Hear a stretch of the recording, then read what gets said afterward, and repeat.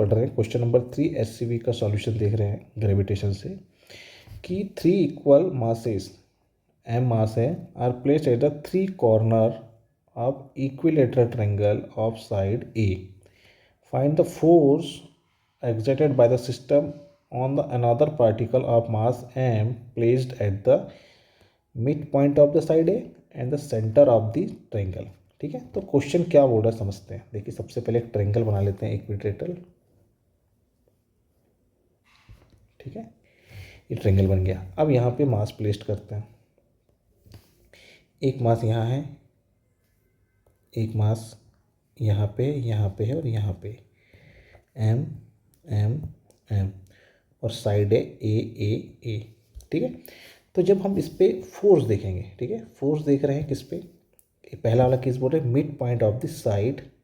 ठीक है, तो ये मिड पॉइंट ले लेते हैं, यहाँ एम रख देते हैं। ठीक है, तो ये मिड पॉइंट है, तो ये a/2 और ये a/2। तो देखिए देखने वाली बात है कि ये m है, ये भी m है, तो अंदर की तरफ एक फोर्स लगेगा यहाँ पे सपोज F, तो उतना ही फोर्स यहाँ भी लगेगा F। क्यों? क्योंकि वो देखो दोनों का डिस्टेंस सेम है और मास भी सेम है। कितना? gm² और a/2 का स्क्वायर, और यहाँ भी gm² a/2 का square. Equal and opposite force है, तो इनका रिजल्टेंट कितना हो जाएगा? 0। मतलब इन दोनों मास के कारण जो बॉटम में है उसके कारण नेट फोर्स तो 0 है। तो बचा सिर्फ एक ही मास, वो कहाँ लगेगा उस पर फोर्स? ऊपर की तरफ, और वो कितना हो जाएगा यहाँ पे सपोज को हम ले लेते हैं F नेट। क्यों? क्योंकि इन दोनों का तो कैंसिल हो गया। तो F नेट जो है वो कितना हो जाएगा? gm²। अच्छा, ये A है, ये a/2 है। ट्रायंगल देखिए आप, a/2 और A, तो इसको हम थोड़ी देर के लिए R बोल देते हैं। तो R का स्क्वायर, A का square divide by 4 is equal to a², Pythagoras. तो जो R² है वो आ जाएगा 3a²/4।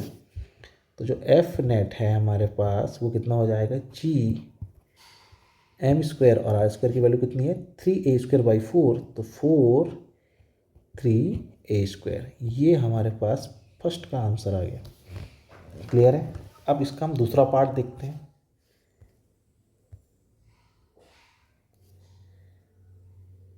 ठीक है, दूसरा पार्ट क्या है? देखिए दूसरा पार्ट है आपका कि फिर से हम एक ट्रायंगल बना लें। यहाँ पे एक ट्रायंगल बना लिया हमने फिर से। ठीक है, इसको फिर से बनाते हैं ट्रायंगल।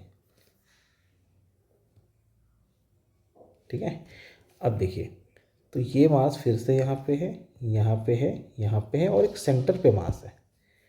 ठीक है, सेंटर पे मास है।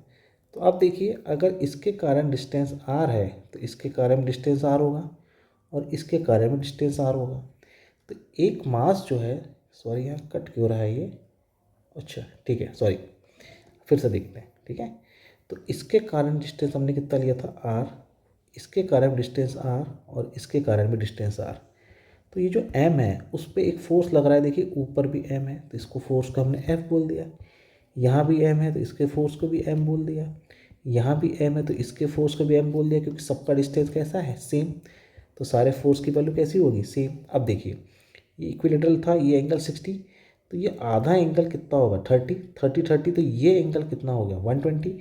मतलब ये सारे फोर्स 120 डिग्री से अपार्ट है। और इक्वल फोर्सेस अगर है, 3 फोर्सेस हैं, है ना, और उन सबका एंगल कितना हो? 120, 120। तो जो आंसर आप रिजल्टेंट आएगा वो क्या आएगा? इसका 0। लामिस थ्योरम ने हमने देखा है। ठीक है, तो कितना हो जाएगा भाई?